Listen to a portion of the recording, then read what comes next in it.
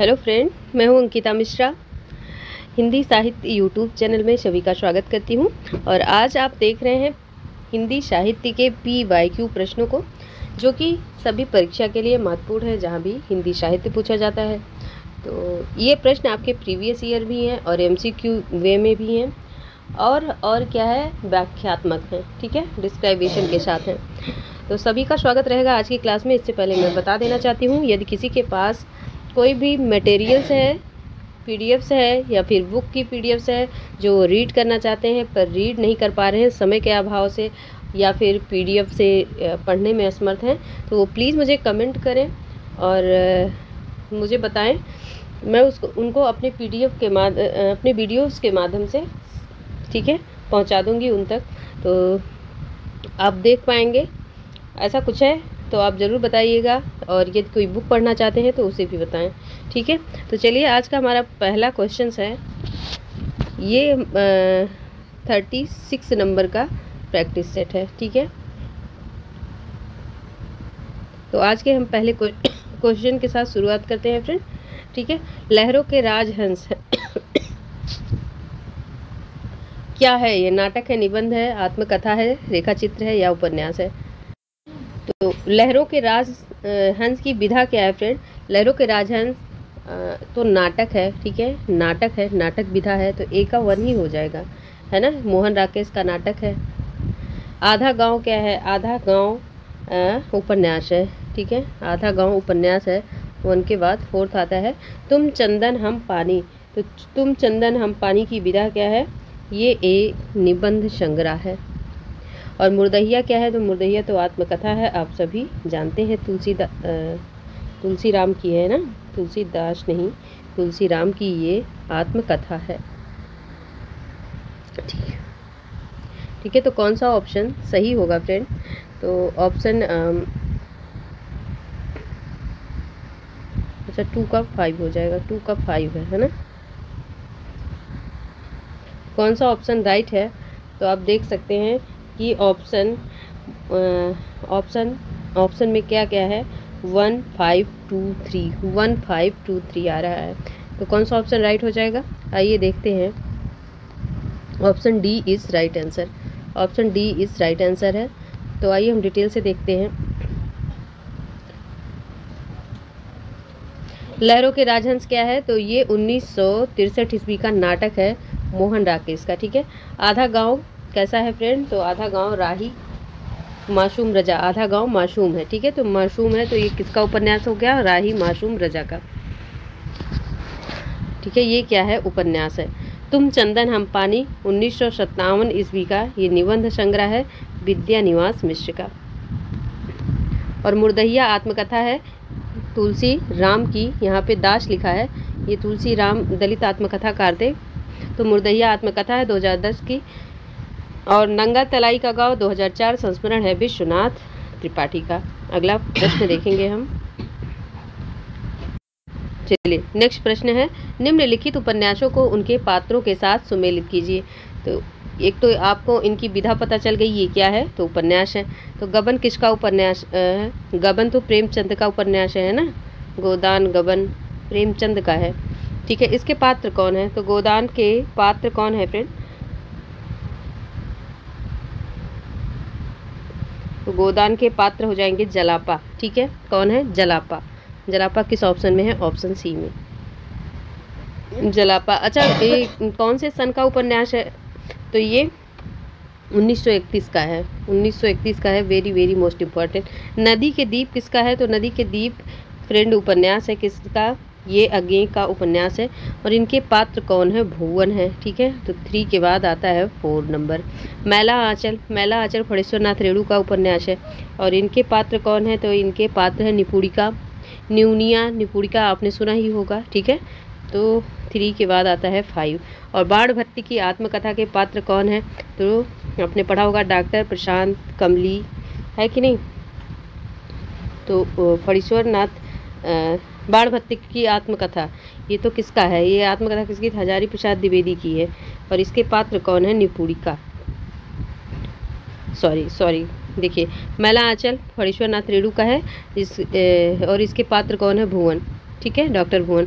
और बाण भट्ट की आत्मकथा किसकी है, तो ये हजारी प्रसाद द्विवेदी का है। ये गलत हो गया क्या, हाँ ये गलत हुआ है। देखिए, मैला आंचल के पात्र कौन है, ठीक है, तो मैला आंचल के पात्र हैं डॉक्टर प्रशांत। डॉक्टर प्रशांत कमली आपने सुना होगा, है ना, तो यहाँ पे हो जाएगा 3। और बाण भट्ट की आत्मकथा किसकी है, तो हजारी प्रसाद द्विवेदी की है। इसकी पात्र है निपुणिका। अब जाके ये सही हुआ, अब जाके ये सही हुआ, है ना। यहाँ पे 2 आएगा, यहाँ पे 2 आएगा 3 की जगह। तो 3 4 2 5, 3 4 2 5। चलिए एक बार फिर से देखिए आप। गबन के पात्र कौन है, तो जलापा है, 3 हो जाएगा। नदी के दीप के पात्र कौन है, तो नदी के दीप के पात्र हैं डॉक्टर भुवन, ठीक है, तो इसका हो जाएगा 4, ठीक है, इसका हो जाएगा 4। और मैला आंचल के पात्र कौन है, तो डॉक्टर प्रशांत हैं, ठीक है। और बाण भट्टी की आत्मकथा के पात्र कौन है, तो निपुणिका हैं। आई होप क्लियर हो गया होगा, है ना। तो क्या सही होगा, तो पहले का तीसरा किस ऑप्शन में है, ऑप्शन बी में है, बात ही खत्म है। Option A is right answer है ना।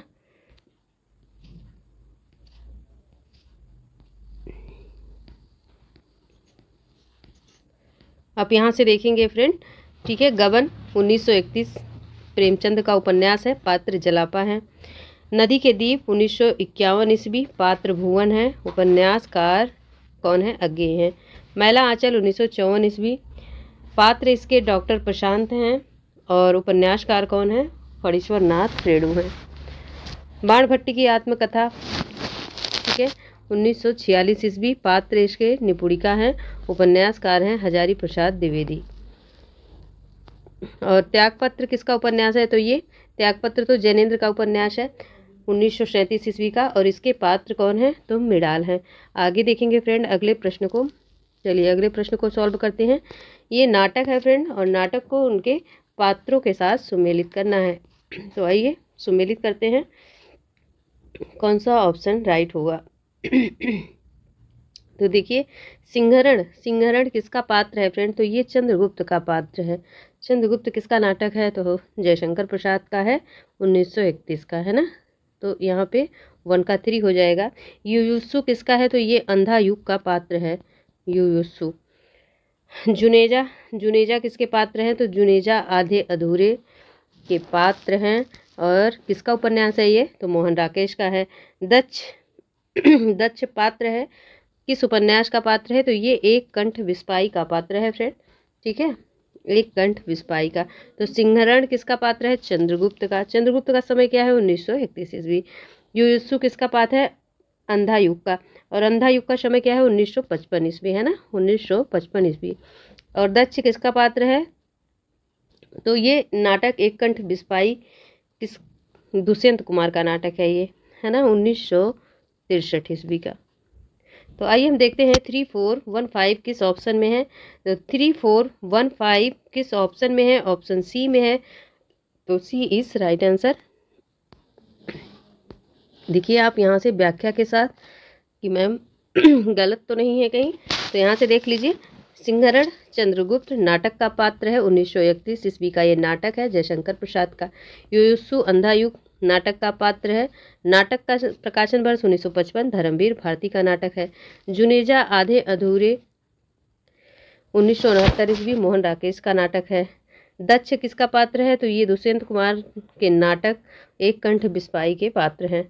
और एमिल जैकब, एमिल जैकब ये हानुस उपन्यास नाटक के पात्र हैं, और हानुस उपन्यास किसका है, तो सॉरी हानुस नाटक किसका है ये, तो हानुस नाटक किसका है, ये भीष्म साहनी का नाटक है, 1977 ईस्वी। अंधायुग 1955 ईस्वी।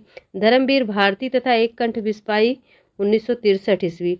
दुष्यंत कुमार का एक गीत नाट्य है, वेरी वेरी इंपॉर्टेंट है, पूछा जा सकता है ऐसी कौन सी रचना है धर्मवीर भारती की जो गीत नाट्य है, या ऐसी कौन सी रचना है जो दुष्यंत कुमार की गीत नाट्य है, तो क्या है, एक कंठ बिस्पाई और अंधायुग।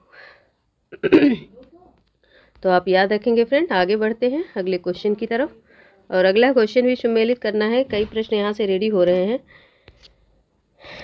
झमेला तो लगता है थोड़ा सा, लेकिन कई प्रश्न यहाँ से रेडी होते हैं हमारे। चलिए देखते हैं, निम्नलिखित आचार्यों को उनके सिद्धांतों के साथ सम्मिलित करना है। तो आइए देखते हैं।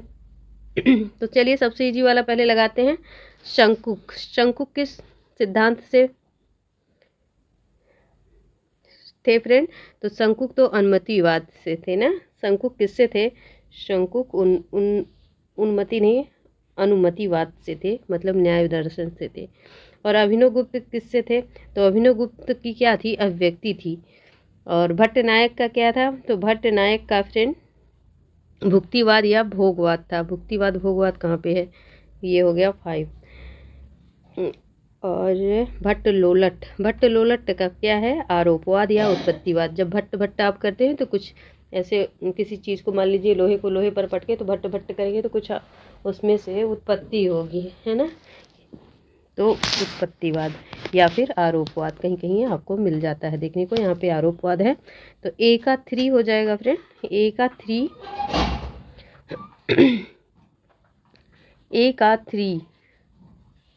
ए का 3 और क्या है?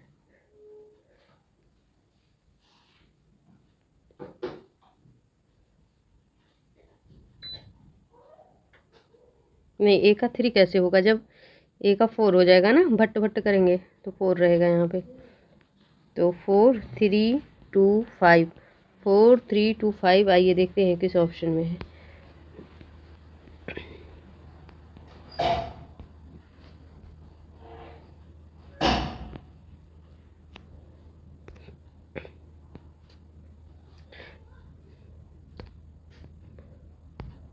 यहाँ से देख लीजिए, तो ऑप्शन ए में है ना, 4 3 2 5 ऑप्शन ए में है। तो option A is right answer.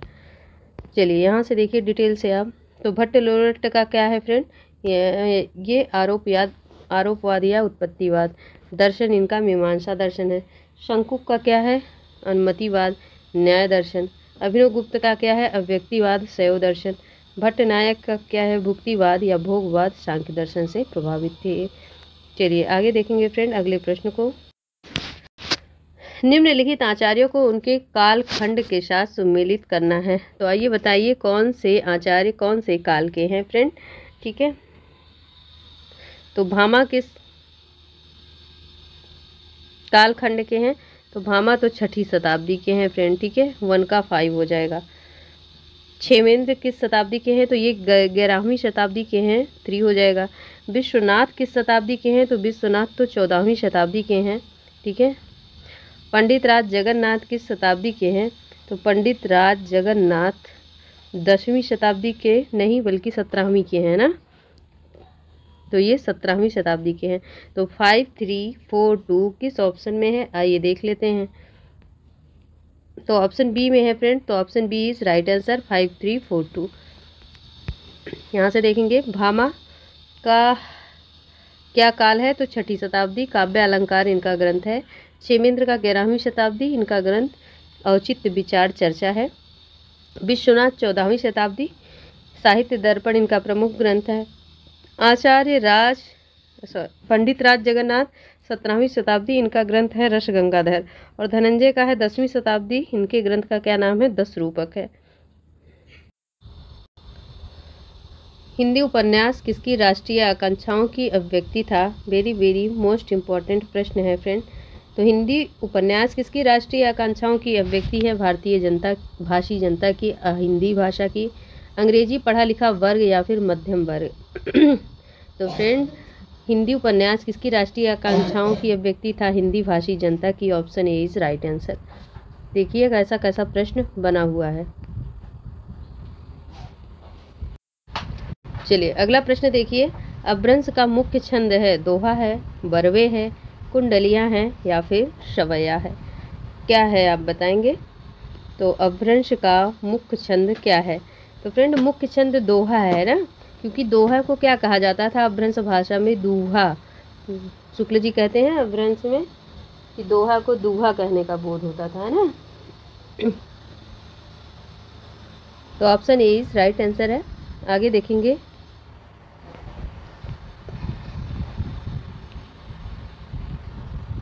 देखिए अपभ्रंश का मुख्य छंद दोहा है।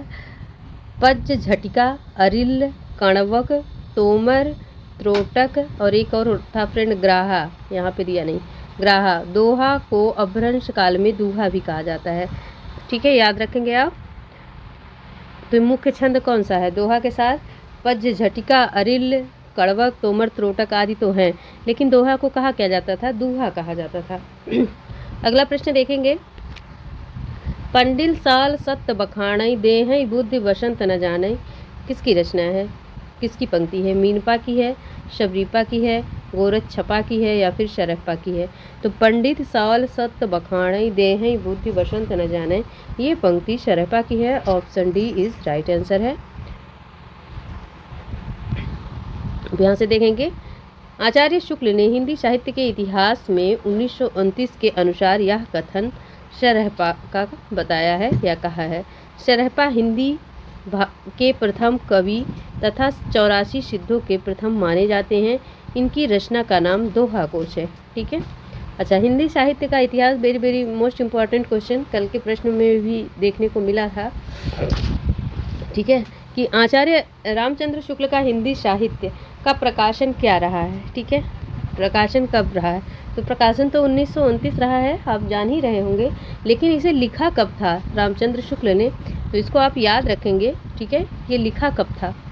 लिखा इसे 1927 में था फ्रेंड। ठीक है, लिखा इसे 1927 में था, लेकिन इसको प्रकाशित कब किया? वो तो 1929 में। याद आया तो मैंने बताया आपको। चलिए आगे देखेंगे अगला प्रश्न। प्रश्न तो इजी है अगला भी। परमात्मा प्रकाश के रचयिता हैं राम सिंह, योगींद्र जोइंदू, हेमचंद्र या फिर मेतुंगु? तो देखिए, परमात्मा प्रकाश के रचयिता कौन है फ्रेंड? तो ये कहीं कहीं योगींद्र मिलता है, कहीं कहीं जोइंदू मिलता है, तो दोनों सही होगा। Option B is right answer है।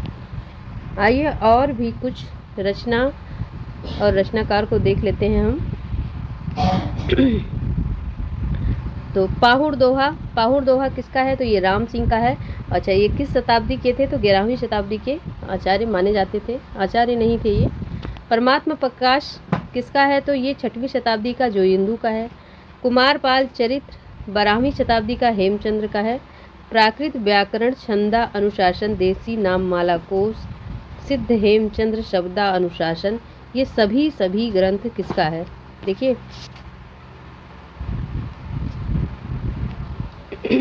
ठीक है, तो हेमचंद्र का कौन कौन सा ग्रंथ है? कुमारपाल चरित्र। अच्छा, एक सोम प्रभु सूरी का है, थोड़ी सी रचना में डिफरेंस है, कल हमने बताया था आपको, अगर याद हो तो, है ना।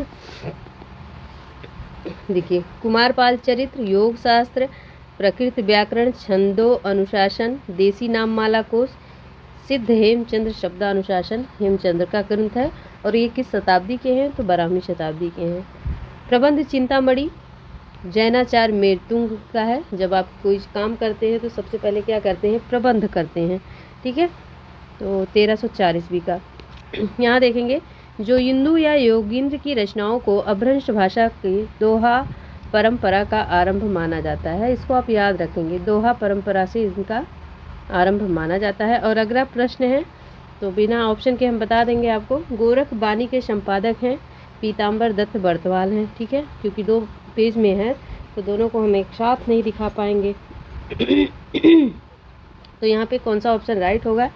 ठीक है, ऑप्शन है ही नहीं, तो आप याद रखेंगे पीताम्बर दत्त बर्तवाल।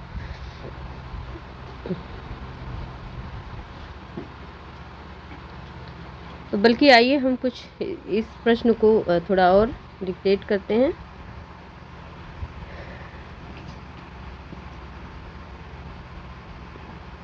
देखिए,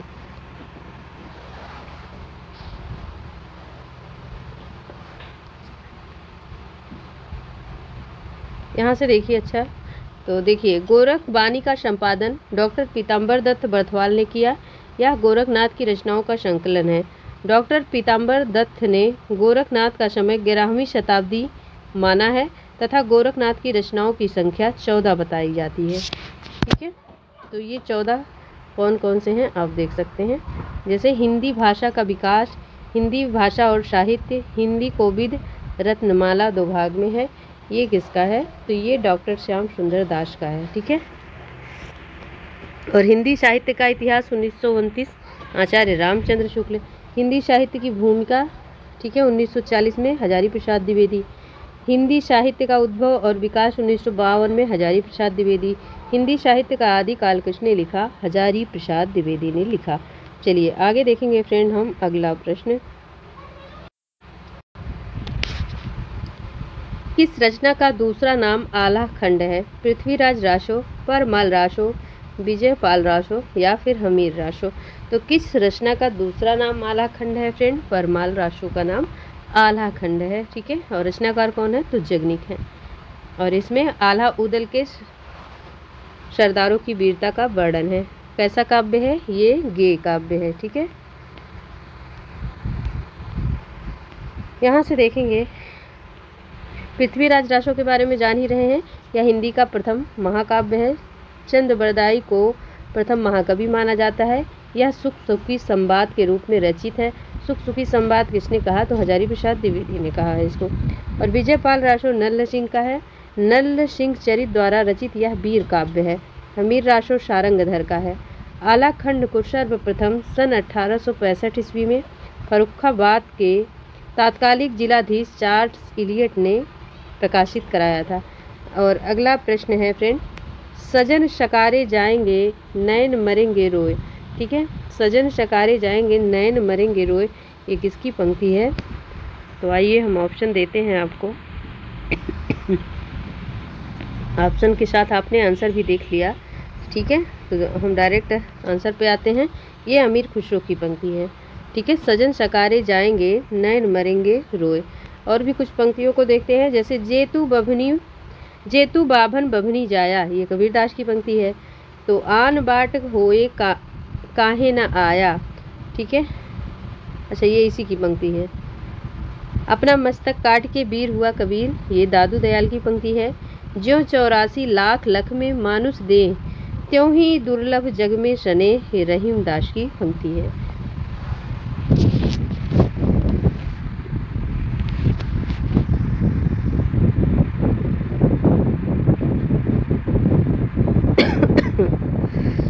देखिए, अमीर खुसरो को हिंदी खड़ी बोली का प्रथम महाकवि माना जाता है। इनका मूल नाम अबुल हसन था। इन्हें हिंदुस्तान की तूती कहा जाता है। इनके गुरु का नाम निजामुद्दीन औलिया है। आइए अगला प्रश्न देखेंगे। और अगला प्रश्न क्या है कि अष्टछाप के कवि हैं पूछा गया, इसका ध्यान रखना है। स्वामी हरिदास, हित हरिवंश, प्रियादास या फिर कुंभन दास? बहुत ही इम्पोर्टेंट प्रश्न है। तो अष्टछाप की स्थापना किसने की थी फ्रेंड? तो 1565 में की थी। किसने? विट्ठलनाथ ने की थी, ठीक है। जिनमें कुल 8 कवि आते हैं। 4 वल्लभाचार्य के थे और 4 ही विट्ठलनाथ के थे, है ना। इसीलिए इसका नाम अष्टछाप पड़ा, क्योंकि 8 कवि थे। तो 8 कवि में कौन थे यहाँ पे? तो कुंभन दास थे। Option D is right answer. तो यहाँ पे देखिए वो 8 कवि कौन कौन है। मुझे लग रहा है ये मैंने करा दिया था क्या। देखिए आप, तो कुंभन दास, सूरदास, परमदास और कृष्णदास, ठीक है। ये सब वल्लभाचार्य के शिष्य थे, ठीक है। तो जीवन काल कुंभन दास का है 1468 से 1583 ईस्वी। और सूरदास का है 1478 से 1583 ईस्वी। ये वो सूरदास नहीं है वात्सल्य रस वाले, है ना। वही है फ्रेंड, ठीक है, वही है ये। क्योंकि एक और सूरदास पंजाबी का भी जिक्र होता है, मेरे ध्यान में वो रहा, लेकिन ये वही सूरदास है। तो इनका जन्म स्थान सीही उत्तर प्रदेश। तो 2 आपको उत्तर प्रदेश से मिले। परमानंद दास 1493 कन्नौज, ये भी उत्तर प्रदेश के थे। कृष्णदास गुजरात के थे। इनका जन्म 1496 से 1578 को हुआ था। अब आइए देखते हैं 4 जो थे विट्ठलनाथ के थे, ठीक है। गोविंद स्वामी, छीत स्वामी, चतुर्भुज दास, नंददास, ठीक है। तो गोविंद स्वामी का जन्म 1505 से 85 ईस्वी राजस्थान में हुआ था। शिष्य ये किसके थे? विट्ठलनाथ के। छीत स्वामी का जन्म 1515 से 1585 मथुरा उत्तर प्रदेश में हुआ था। ये किसके शिष्य थे? विट्ठलनाथ के। चतुर्भुज दास का जन्म 1530 ईस्वी, ठीक है, से 1585 ईस्वी जमुनावती उत्तर प्रदेश, ठीक है। और नंददास का भी जन्म 1533 से 1583 ईस्वी रामपुर उत्तर प्रदेश। तो इनके भी 3 उत्तर प्रदेश से थे। और वल्लभाचार्य के भी 3 उत्तर प्रदेश से थे, है ना। कृष्णदास जो है केवल गुजरात के थे, याद रखना वल्लभाचार्य के। और इनके गोविंद दास केवल राजस्थान से थे, तो याद रखेंगे। और ये भी पूछा जाता है हस्तछाप का कौन सा कवि मतलब आयु में सबसे छोटा था, है ना, तो नंददास थे फ्रेंड। आगे देखिए अगला प्रश्न, हेरी महा तो दर्द दीवानी मारा दर्द न जाने कोई, उक्ति किसकी है? सहजोबाई, मीराबाई, दयाबाई या फिर मुक्ताबाई। हेरी महा तो दर्द दीवानी मारा दर्द न जानो कोई, ये पंक्ति मीराबाई की है फ्रेंड, तो option B is right answer है। और मीराबाई का जन्म कब हुआ था? तो 1498 ईस्वी में, माफ कीजिएगा, ठीक है। तो इनका जन्म 1498 ईस्वी में हुआ था। इनके गुरु कौन थे? रैदास थे। कृष्ण भक्ति शाखा की ये कवियत्री थी। इनकी भक्ति किस भाव की थी पूछा जाता है, तो माधुर्य भाव की थी। और ये पीजीटी परीक्षा 2021 में पूछा गया था। और इनकी कौन से रचना है? नरसिंह जी का मायरा, गीत गोविंद की टीका, राग गोविंद, राग सोरठा, मीराबाई की प्रमुख रचना है। सहजोबाई की रचना सहज प्रकाश है। सहजोबाई और दयाबाई, मुक्ताबाई कवित्री, ये सब संत काव्यधारा से संबंधित हैं। बहुत ही अच्छा सा प्रश्न फिर से आपके सामने है। तो मागी के खैबो मसीद पे सोइबो, लैबो को न एक न दैबो को दो, पंक्ति का संबंध तुलसीदास की किस रचना से है? रामचरितमानस, विनय पत्रिका, गीतावली या फिर कवितावली। ठीक है, मागे के खैबो मसीद पे सोइबो, तो ये पंक्ति जो है फ्रेंड गीतावली से है। ठीक है, गीतावली से है, ऑप्शन कवितावली से है ना, option D is right answer. देखिए, मागी के खैबो मसीद पे सोइबो, लेबो को न एक न देबो को दो, इस पंक्ति में तुलसीदास की रचना कवितावली से लिया गया है। ठीक है, यह ब्रज भाषा में रचित है। रामचंद्र शुक्ल ने इनके कुल 12 रचनाओं का उल्लेख किया है, यह प्रमाणिक माना है। और अगला प्रश्न है फ्रेंड, इनमें से कौन सी रचना तुलसीदास की है? राम ध्यान मंजरी, राम सत्सई, गीतावली या फिर रामार्चन पद्धति। तो इसमें पूछा गया तुलसीदास की है, तो रामार्चन पद्धति तो किसकी है? रामानंद की है। राम सत्सई किसकी है? राम सत्सई मुझे भी याद नहीं है ना कुछ। गीतावली, कृष्ण गीतावली किसकी है? तो कृष्ण गीतावली तो तुलसीदास की है ना, तो यही सही होगा। और राम ध्यान मंजरी तो किसकी है? अग्रदास की है। चलिए नेक्स्ट प्रश्न को देखेंगे हम। और अगला प्रश्न है, देखिए यहाँ पे दिया गया है, शिव सिंह सेंगर ने राम सत्सई को तुलसीदास की रचना बताया है, तो वेरी मोस्ट इम्पॉर्टेंट है ना। देखिए अगला प्रश्न है, कबीर की कानी राखी नहीं वर्णाश्रम सट दर्शनी, किसने कहा है? रैदास ने, मलुकदास ने, नाभादास ने या फिर प्रियादास ने। तो कबीर कानी राखी नहीं वर्णाश्रम सट दर्शनी किसने कहा है? ये नाभादास ने कहा है, option C is right answer. ठीक है, और नाभादास किस भक्ति शाखा के थे फ्रेंड? तो ये राम भक्ति शाखा के थे।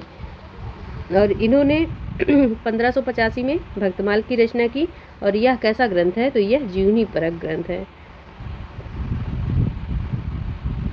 और पूछा जाता है ना भक्तमाल की टीका किसने लिखी है? तो भक्तमाल की टीका किसने लिखी है फ्रेंड? प्रियादास ने लिखी है। लेकिन भक्तमाल किसने लिखा है? भक्तमाल किसने लिखा है? तो नाभादास ने लिखा है। भक्तमाल नाभादास ने लिखा है।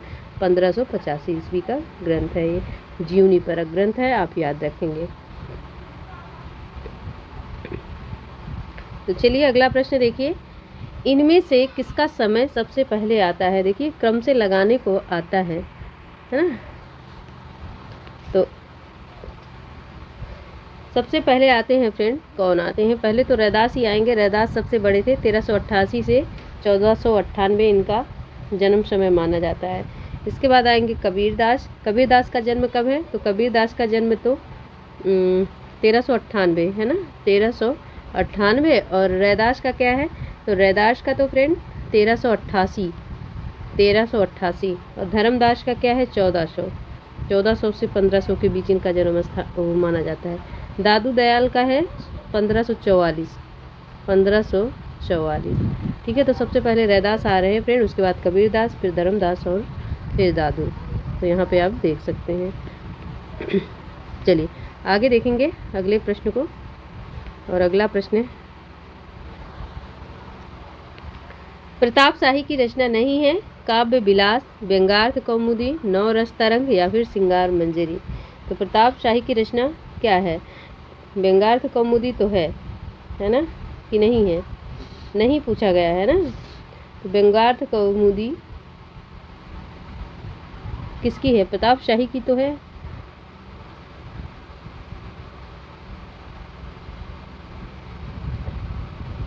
व्यंग्यार्थ कौमुदी तो है ना।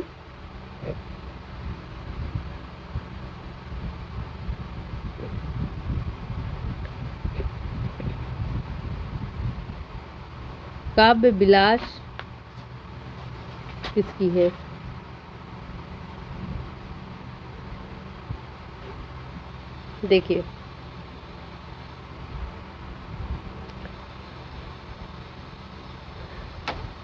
देखिए काव्य विलास तो है और व्यंग्यार्थ कौमुदी भी है, श्रृंगार मंजरी भी प्रताप शाही की ही रचना है ना, है क्या नहीं। तो नवरस तरंग ये बेनी प्रवीण की है, तो नहीं पूछा गया है ना, नहीं पूछा गया तो ऑप्शन बी नहीं होगा, सी होगा। यहाँ पे ऑप्शन सी होगा क्योंकि नवरस तरंग तो ये बेनी प्रवीण की है। आइए हम थोड़ा सा इसका डिटेल देखते हैं तभी समझ में आएगा।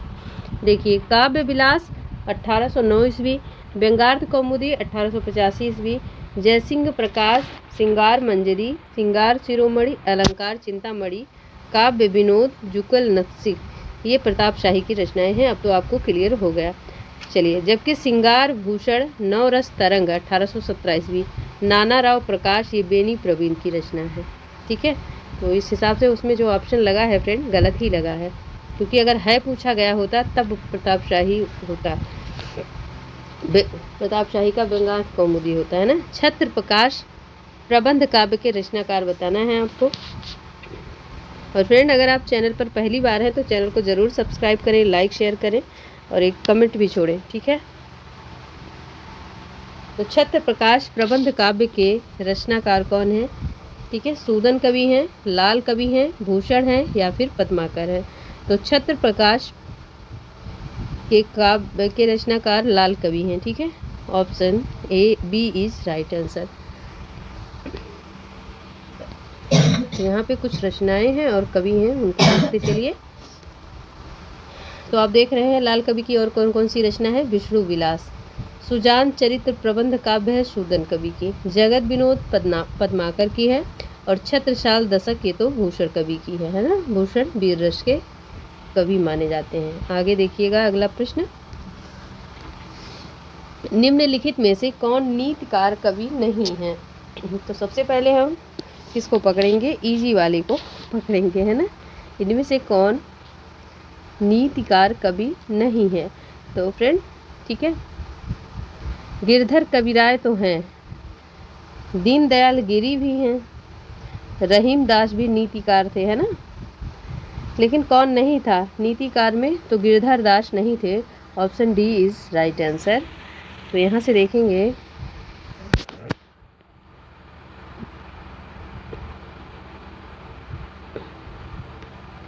रहीम दास, गिरधर कविराय, दीनदयाल गिरी, बैताल सम्मन, राम सहाय दास रीतिकाल के प्रसिद्ध नीति काव्यकार थे, जबकि गिरधर दास रीतिकाल के अलंकार निरूपण रीतिबद्ध कवियों में थे।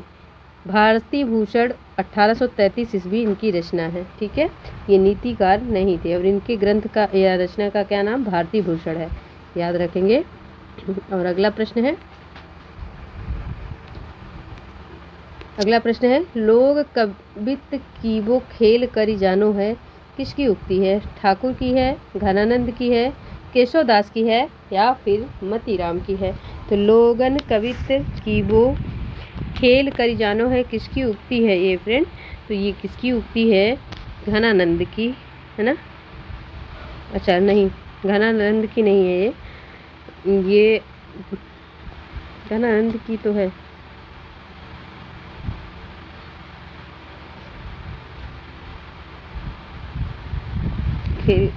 लोग तो लागी कवित बनावत, ये तो घनानंद की है ना। तो लोग कवित की वो खेल कर जानो है, ये किसकी है फ्रेंड? तो ये ठाकुर की है, ठीक है, ठाकुर की उक्ति है, दोनों में डिफरेंस है। Option A is right answer. यहाँ देखेंगे, देखिए यह पंक्ति रीति काल के रीत मुक्त काव्य धारा के ठाकुर की है और इनकी रचना का क्या नाम है? ठाकुर ठसक, ठाकुर शतक, ठाकुर की प्रसिद्ध रचना है। यह जयपुर के राजा परीक्षित के आश्रित थे। चलिए अगला प्रश्न हम देखेंगे। अगला प्रश्न क्या है? इनमें से या इनमें किसका समय सबसे बाद में आता है? इनमें से या किसका समय सबसे बाद में आता है? बहुत ही आसान सा क्वेश्चन है ये। तो सबसे पहले समय किसका आता है फ्रेंड? रहीमदास का आता है ना, रहीमदास का आता है। अभी आपने देखा था कि रहीमदास का जन्म क्या था? 1553 ईस्वी, है ना।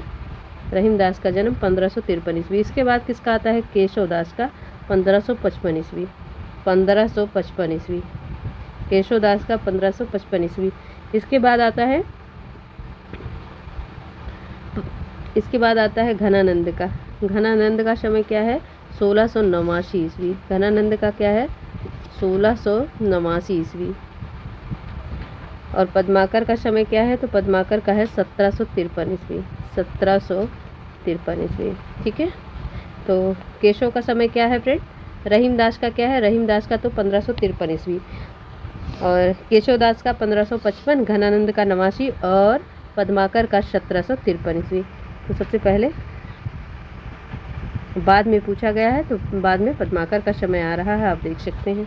यहाँ से देखेंगे आप, रहीमदास का जन्म समय कब से कब तक? तो 1553 से 1626 ईस्वी। केशवदास का 1555 से 1617 ईस्वी। केशवदास का 1555 से 1617 ईस्वी। घनानंद का 1689 से 1779 ईस्वी और पद्माकर का 1753 से 1833 ईस्वी।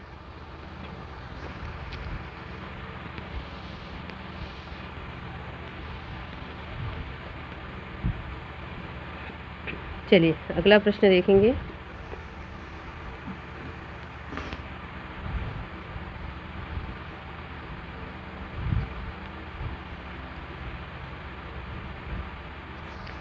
और प्रश्न अच्छा सा है फ्रेंड। निम्नलिखित में से किन लेखकों का संबंध फोर्ट विलियम कॉलेज से था? ठीक है, निम्नलिखित में से किसका संबंध फोर्ट विलियम कॉलेज से था? बहुत ही इम्पोर्टेंट प्रश्न है। तो आप जानते हैं फोर्ट विलियम कॉलेज की स्थापना कब हुई थी? 1800 ईस्वी में हुई थी, है ना। और ये कहाँ हुई थी? तो ये कलकत्ता में हुई थी। और इनके संस्थापक कौन थे? तो बेलेजली थे फ्रेंड, लॉर्ड बेलेजली थे। तो चलिए ऑप्शन देखते हैं। राजा लक्ष्मण सिंह, शिव प्रसाद सिंह, सितारे हिंद, राम प्रसाद निरंजनी, बैकुंठनाथ मिश्र, जुगल किशोर या फिर बाल मुकुंद गुप्त, लल्लू लाल या फिर सदल मिश्र।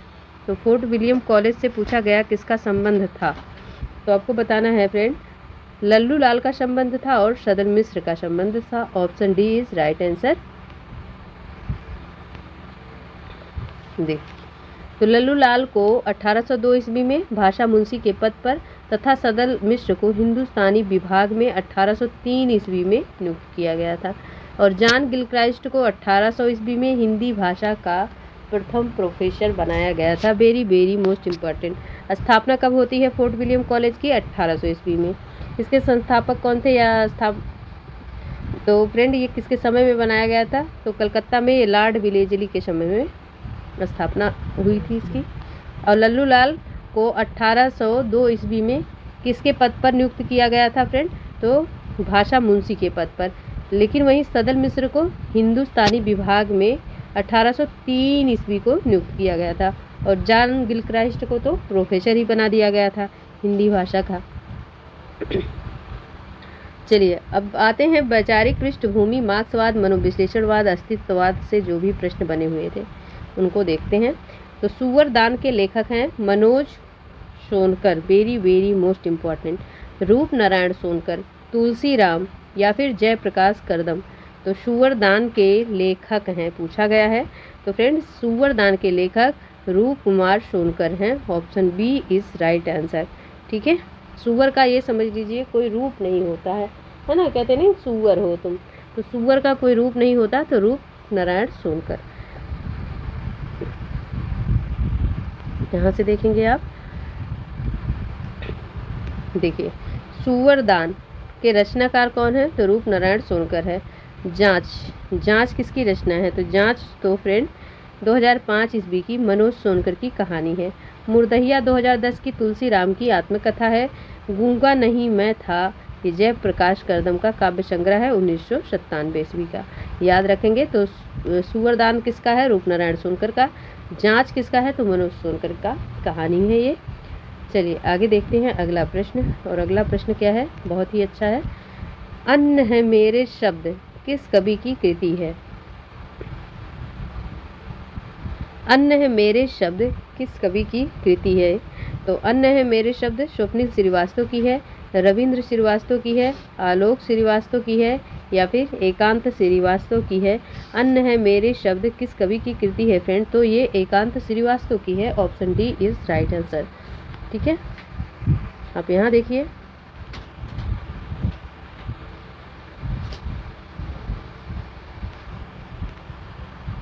अन्न है मेरे शब्द एकांत श्रीवास्तव का काव्य संग्रह है। मुझे पृथ्वी चाहिए स्वप्निल श्रीवास्तव का काव्य संग्रह है। आमीन आलोक श्रीवास्तव का काव्य संग्रह है। ठीक है,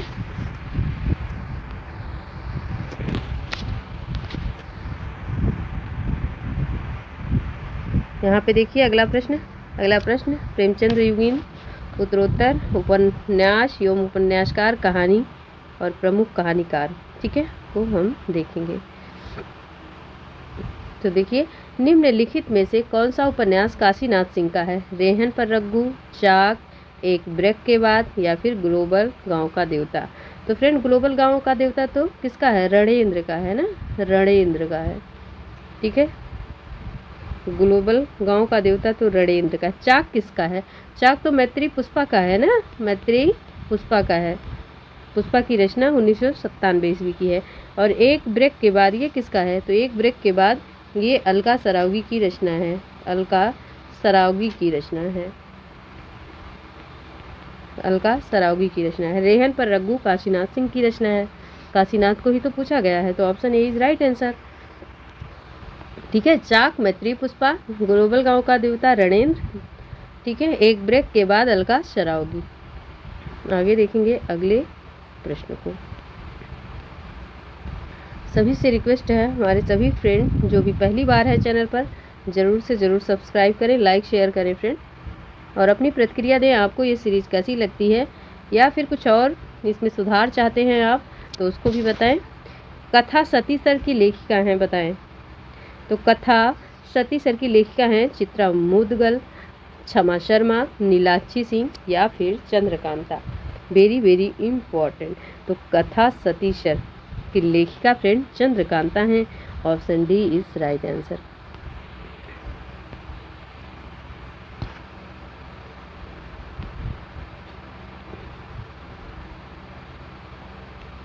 देखिए व्याख्या है फ्रेंड, अर्थांतर और अंतिम साक्ष्य 1981 ईस्वी, बाकी सब खैरियत है 1983 ईस्वी, ऐलान गली जिंदा 1984 ईस्वी, यहाँ विशेषता बहती है 1952 ईस्वी, अपने अपने कोणार्क 1995 ईस्वी, कथा सती सर इत्यादि चंद्रकांता के उपन्यास हैं। ठीक है, तो अर्थांतर, अंतिम साक्ष्य, बाकी सब खैरियत, ऐलान गली जिंदा, यहाँ विशेषता बहती है, अपने अपने कोणार्क, कथा सती सर, ये सभी चंद्रकांता के उपन्यास हैं। देखिए, एक जमीन अपनी 1990, आवा 2002, गिली गुड्डू 2002, ये सब चित्रा मुग्दल के उपन्यास हैं। कथा सतीसर 2001 के लिए चंद्रकांता को 2005 में व्यास सम्मान मिला है, इसको भी याद रखेंगे आप। ठीक है, तो कथा सतीसर के लिए चंद्रकांता को कौन सा सम्मान प्राप्त हुआ, व्यास सम्मान 2005 में। ठीक है, आगे देखिए अगला प्रश्न। अनारो किसका उपन्यास है? ममता कालिया, चित्रा मुद्गल या फिर मंजुल भगत या राजी सेठ? ठीक है, अनारो किसका उपन्यास है? तो अनारो तो फ्रेंड ये मंजुल भगत का उपन्यास है।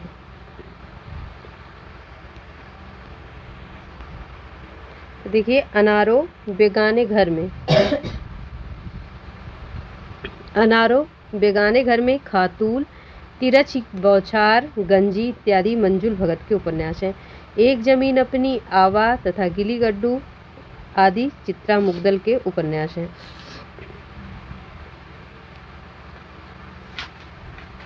देखिए, बेघर 1971 ईस्वी, नरक दर नरक 1975 ईस्वी, प्रेम कहानी 1980 ईस्वी, साथी लड़कियां, एक पत्नी के नोट्स 1997 ईस्वी, दुखम सुखम ममता कालिया के उपन्यास हैं। तत्सम 1983 ईस्वी, निष्कवच आदि राजी सेठ के उपन्यास हैं। ठीक है, आगे देखेंगे। सुचारिता का संबंध किस उपन्यास से है? शेखर एक जीवनी, बाणभट्ट की आत्मकथा, पहला गिरमिटिया, राग दरबारी। तो सुचारिता का संबंध किस उपन्यास से है? ठीक है, तो सुचारिता का संबंध किस उपन्यास से है? बाणभट्ट की आत्मकथा से है। Option B is right answer. ठीक है, शेखर एक जीवनी तो अज्ञे की रचना है ना, राग दरबारी श्री लाल शुक्ल का, और पहला गिरमिटिया गिरिराज किशोर का, है ना। तो आइए थोड़ी सी व्याख्या देख लेते हैं हम, है ना। यहाँ से देखिए, तो देखिए शेखर एक जूनी 2 भाग में है। अज्ञे का उपन्यास है, जान ही रहे हैं। पहला भाग 1940 में, दूसरा 44 में। इसमें शशि शेखर सरस्वती, पहले भाग में कौन है? शशि शेखर सरस्वती, और दूसरे भाग में शारदा रामेश्वर बाबा मदन सिंह है पात्र इसके। और देखिए, बाणभट्ट की आत्मकथा 1946 ईस्वी, हजारी प्रसाद द्विवेदी की रचना है। ये नाम इसका आत्मकथा है, लेकिन ये है क्या? ये तो उपन्यास है, क्योंकि ये बहुत बार कंफ्यूज करके पूछा गया प्रश्न है। ठीक है, यहाँ पे नाम तो इसका लिखा है बाणभट्ट की आत्मकथा, लेकिन ये है क्या? ये तो उपन्यास है ना। तो बाणभट्ट की आत्मकथा 1946 ईस्वी, और इसकी पात्र है न्यूनिया या फिर निपुणिका, तुंवर, मिलिंद, सुचारिता, महामाया और बिरति ब्रज। ठीक है, बिरति ब्रज। आइए आगे देखते हैं।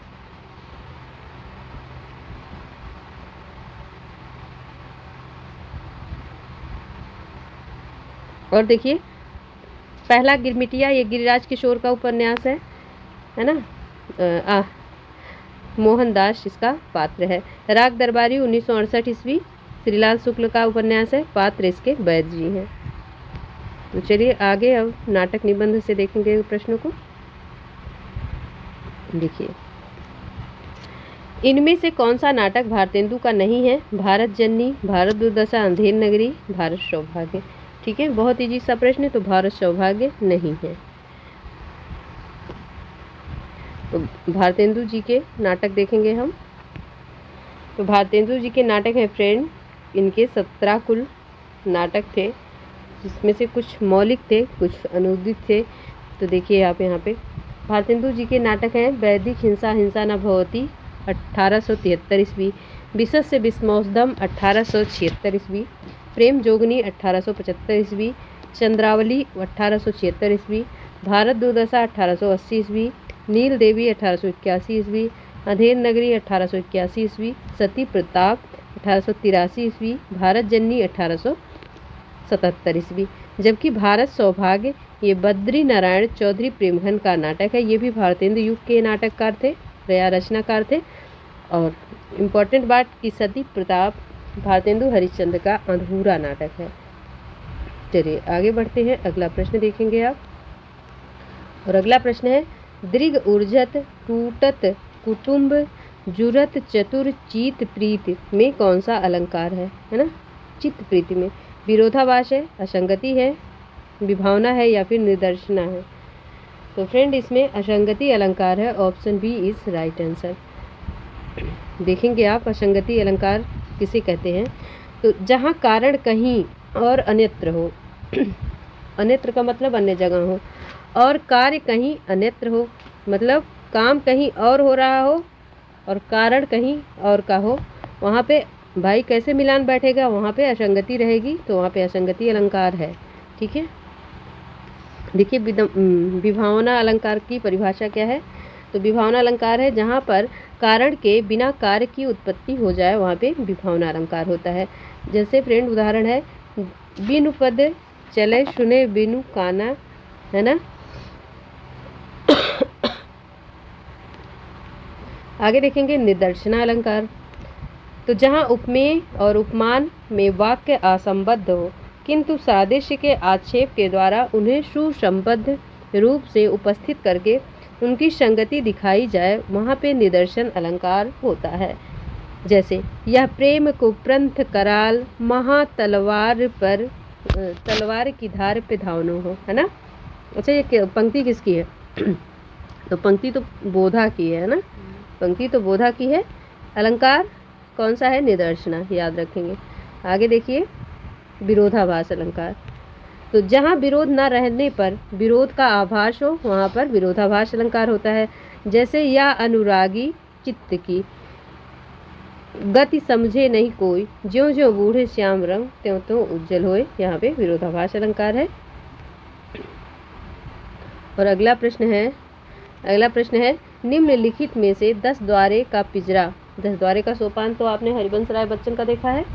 तो निम्नलिखित में 10 द्वारे का पिंजरा उपन्यास के रचनाकार हैं। अनामिका हैं, अलका शरावगी हैं। हम ऑप्शन यही 2 और देते हैं आपको। एक तो मधु कांकरिया, ठीक है, और दूसरा नासिरा शर्मा।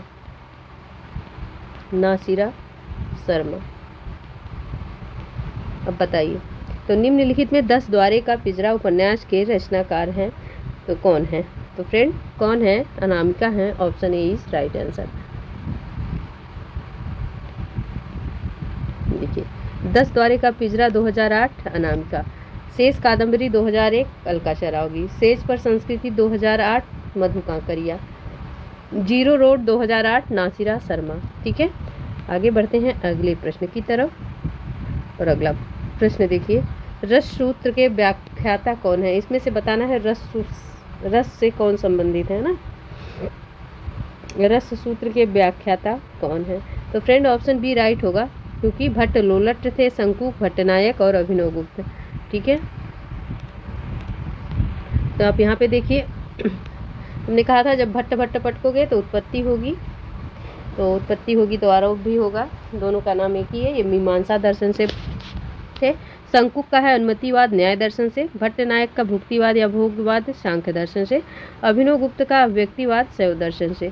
और अगला प्रश्न देखेंगे। अगला प्रश्न है, साधारणीकरण आलम्बनत्व धर्म का होता है, कथन किसका है? आचार्य विश्वनाथ, आचार्य अभिनव गुप्त, आचार्य रामचंद्र शुक्ल, आचार्य विश्वनाथ प्रसाद मिश्र। बहुत ही इम्पोर्टेंट है।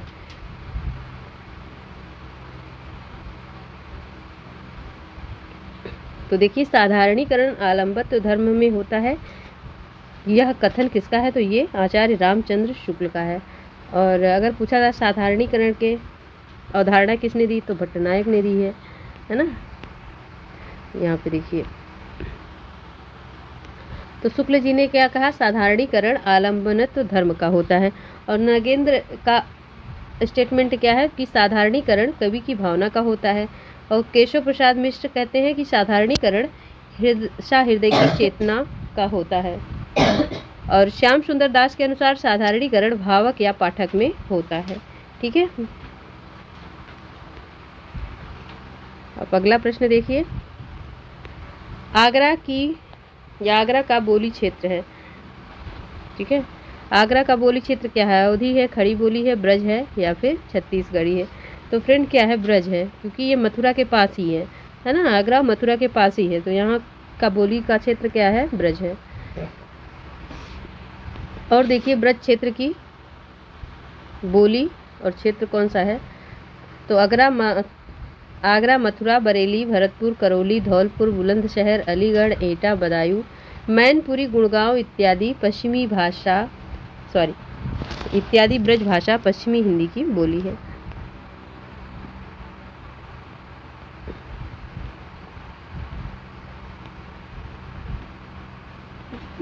और देखिए खड़ी बोली का क्षेत्र क्या क्या है। तो खड़ी बोली का बिजनौर है, रामपुर है, मेरठ है, मुरादाबाद है, मुजफ्फरनगर है, ठीक है, सहारनपुर है, दिल्ली है, गाजियाबाद इत्यादि है। ये किसका क्षेत्र है? तो खड़ी बोली का है। अवधी बोली का क्षेत्र क्या है? अयोध्या, बहराइच, लखनऊ, गोंडा, बाराबंकी, सीतापुर, प्रतापगढ़, जौनपुर, इलाहाबाद, मिर्ज़ापुर, रायबरेली, फैज़ाबाद, उन्नाव, सुल्तानपुर, लखीमपुर खीरी, ये अवधी का क्षेत्र है। आगे देखेंगे अगला प्रश्न। और अगला प्रश्न है, मुल्ला बजही की रचना है कुतुब मुस्तरी, कदम राव व पदम राव, शिकारनामा या फिर इरशादनामा। तो मुल्ला बजही की रचना पूछी गई है फ्रेंड। तो मुल्ला बजही की रचना क्या है? तो मुल्ला बजही की कुतुब मुस्तरी है, ठीक है, क्या है? Qutub Mushtari. Option A is right answer है। आप यहाँ से देखिए कुतुब मुस्तरी 1609 ईस्वी के रचनाकार मुल्ला बजही हैं। सबरस 1635 ईस्वी के रचनाकार मुल्ला बजही हैं। शिकारनामा का ख्वाजा बंदा नवाज गेसूराज रचनाकार हैं, ठीक है। और मुल्ला बजही दक्षिणी हिंदी के प्रसिद्ध रचनाकार हैं। सबरस 1635 ईस्वी उर्दू साहित्य की प्रथम गद्य रचना मानी जाती है। ये इम्पोर्टेंट बात है, ठीक है। चलिए आगे देखते हैं। आगे देखिए अगला प्रश्न। और अगला प्रश्न क्या है? गारसा दाताशी ने हिंदुस्तानी साहित्य का इतिहास किस भाषा में लिखा? फ्रांसीसी, जर्मनी, अंग्रेजी या फिर हिंदी। तो गारसा दाताशी ने हिंदुस्तानी साहित्य क्या लिखा है? हिंदुस्तानी साहित्य का इतिहास किस भाषा में लिखा? तो फ्रांसीसी भाषा में, ठीक है। यहाँ से देखिए आप, गारसा दाताशी फ्रेंच भाषा में इस्तवार द लेत्यूर हिंदुस्तानी नामक इतिहास ग्रंथ लिखा था, जिसका प्रथम भाग 1839 में तथा दूसरा भाग 1847 में प्रकाशित हुआ। हिंदुस्तानी साहित्य का इतिहास सर्वप्रथम गारसा दाताशी ने फ्रेंच भाषा में लिखा। उसके बाद लक्ष्मी सागर वार्ष्णेय ने इसका अनुवाद हिंदुई साहित्य का इतिहास नाम से 1952 में किया, ठीक है। अंग्रेजी सरकार की ओर से अदालत का कामकाज देश की प्रचलित भाषाओं में काम करने का इश्तहारनामा किस सन में निकला? इम्पोर्टेंट प्रश्न है, ये पूछा गया है फ्रेंड, ठीक है। तो बताइए, अंग्रेजी सरकार की ओर से अदालत का कामकाज देश की प्रचलित भाषाओं में करने का इश्तहारनामा किस सन में निकला? 1816 में, 1826 में, 1836 में या फिर 1846 में? तो फ्रेंड ये 1836 में निकला था, ठीक है, 1836 में निकला था।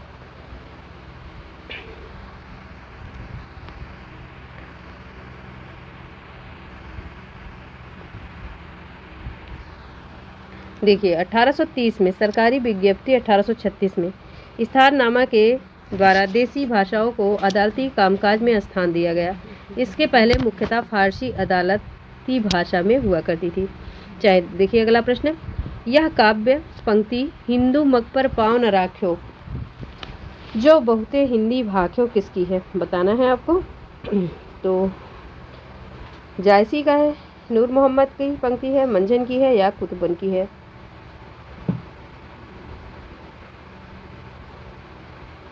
ठीक है, तो पंक्ति फ्रेंड नूर मोहम्मद की है। Option B is right answer.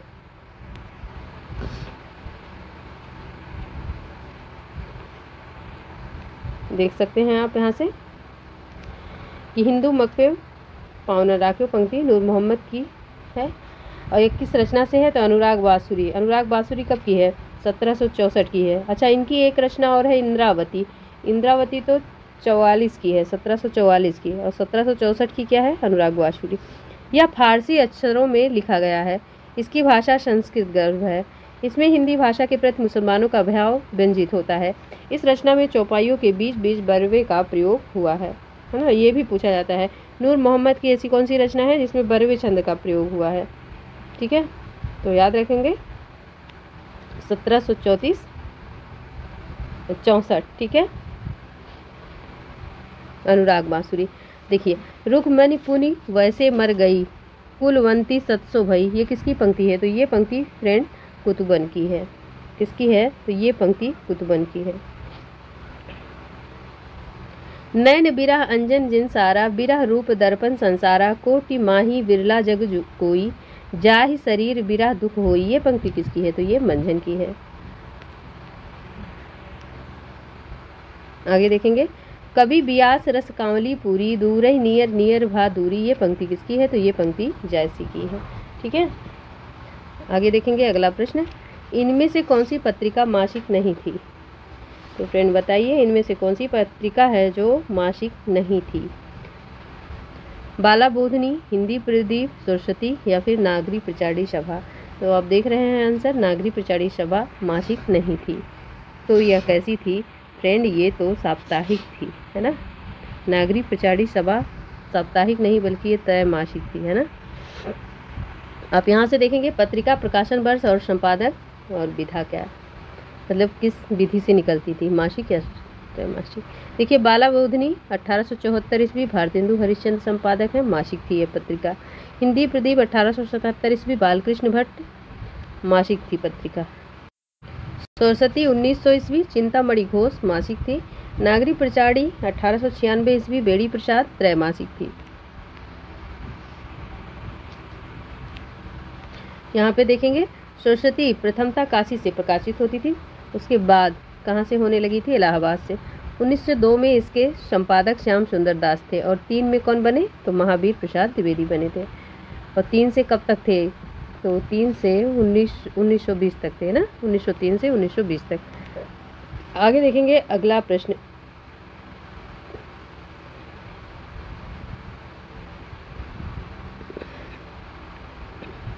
देखिए, निम्नलिखित में से किन साहित्यकारों का जन्म शताब्दी वर्ष सन 2011 था? ठीक है, क्योंकि ये बहुत बार पूछा जाता है प्रश्न, और बहुत लगभग 8-10 रचनाकार ऐसे हैं जिनका जन्म समय 2011 है। ठीक है, जैसे बच्चन दिनकर, राम कुमार वर्मा, सुभद्रा कुमारी चौहान। अज्ञेय त्रिलोचन मुक्तिबोध महादेवी वर्मा। नागार्जुन अज्ञेय, केदारनाथ अग्रवाल शमशेर। नागार्जुन भैरव प्रसाद गुप्त, उपेंद्र नाथ अश्क, भीष्म साहनी। तो चलिए बताइए। तो फ्रेंड ऑप्शन सी राइट होगा। ठीक है, तो देखिए, नागार्जुन का समय आता है फ्रेंड, इनका भी 2011 जन्म समय था। अज्ञेय का भी 2011 जन्म समय था। केदारनाथ अग्रवाल का भी 2011 जन्म समय था। शमशेर का भी 2011 जन्म समय था। और मुझे जहाँ तक याद है कि हरिवंश राय बच्चन का भी 2011 जन्म समय था, है ना। खैर वो ऑप्शन में नहीं है। तो आइए हम देखते हैं यहाँ से देखिए, तो नागार्जुन का जन्म समय क्या है फ्रेंड? 1911 से 1998 ईस्वी, तरौनी दरभंगा। कहाँ पड़ता है? बिहार में। अज्ञेय का जन्म स्थान कसैया देवरिया, यूपी में ही है ये, 1911 से 1987 ईस्वी। केदारनाथ अग्रवाल का 1911 से 2000 ईस्वी, कमसिन बांदा। शमशेर का 1911 से 1993 ईस्वी, देहरादून। हरिवंश राय बच्चन का 1907 से 2003 ईस्वी, इलाहाबाद। देखिए, राम कुमार वर्मा का समय क्या है? तो 1905 से 1990 ईस्वी, सागर मध्य प्रदेश। सुभद्रा कुमारी चौहान का 1905 से 1948 ईस्वी, निहालपुर इलाहाबाद। रामधारी सिंह दिनकर का भी 1908 से 1974, सिमरिया बिहार। वासुदेव सिंह त्रिलोचन का 1917 से 2007, सुल्तानपुर उत्तर प्रदेश। ठीक है, तो महादेवी वर्मा का क्या है? तो महादेवी वर्मा का 1907 से, देखिए यहाँ पे, तो महादेवी वर्मा का समय 1907 से 87, फर्रुखाबाद उत्तर प्रदेश। और गजानन माधव मुक्तिबोध का 1917 से 1964, ग्वालियर मध्य प्रदेश। उपेंद्र नाथ अश्क का 1910 से 1996, जालंधर पंजाब। ठीक है, आगे देखेंगे फ्रेंड अगला प्रश्न। और अगला प्रश्न है, हिंदी दैनिक समाचार सुधा वर्षण के संपादक हैं जुगल किशोर, श्याम सुंदर सेन, बाल मुकुंद गुप्त, राधा कृष्णदास। तो हिंदी दैनिक समाचार सुधा वर्षण के संपादक कौन है फ्रेंड? तो श्याम सुंदर सेन है। Option B is right answer. ठीक है, और ये दैनिक तो आप जान ही रहे हैं कि दैनिक समाचार पत्र है ना। चलिए यहाँ पे देखिए, उदंत मार्तंड का प्रकाशन वर्ष कब है? तो 30 मई 1826। कहाँ से प्रकाशित होती थी? कलकत्ता। संपादक कौन थे इसके? जुगल किशोर। साप्ताहिक पत्रिका थी। समाचार सुधा वर्षन दैनिक पत्रिका थी। 1854 ईस्वी में कलकत्ता से निकलती थी। श्याम सुंदर दास इसके संपादक थे।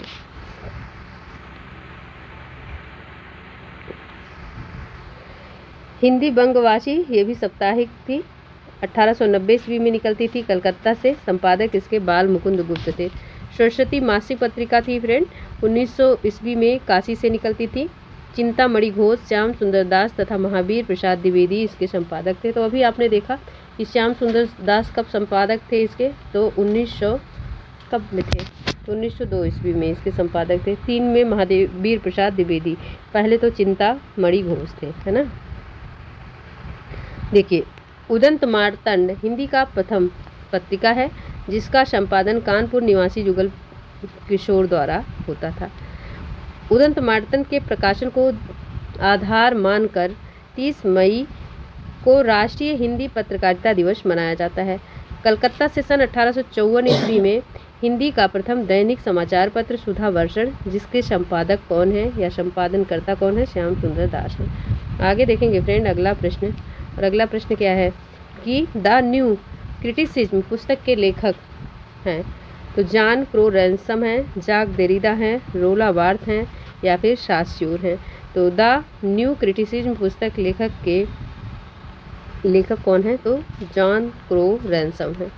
आइए सभी का देख लेते हैं। देखिए, God without thunder, the world's body, the new criticism, ये जॉन क्रो रैनसम है। Of grammatology, writing and difference, the end of man, Jacques Derrida है।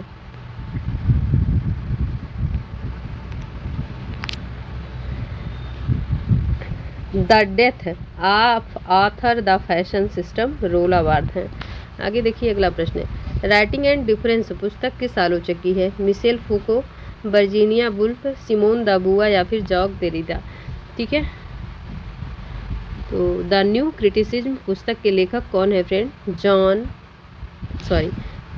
क्या प्रश्न क्या है? राइटिंग वाला है ना, राइटिंग वाला प्रश्न है। तो राइटिंग एंड डिफरेंस पुस्तक किस आलोचक की है? तो ये फ्रेंड जॉक देरिदा की है ना, जॉक देरिदा की ही है।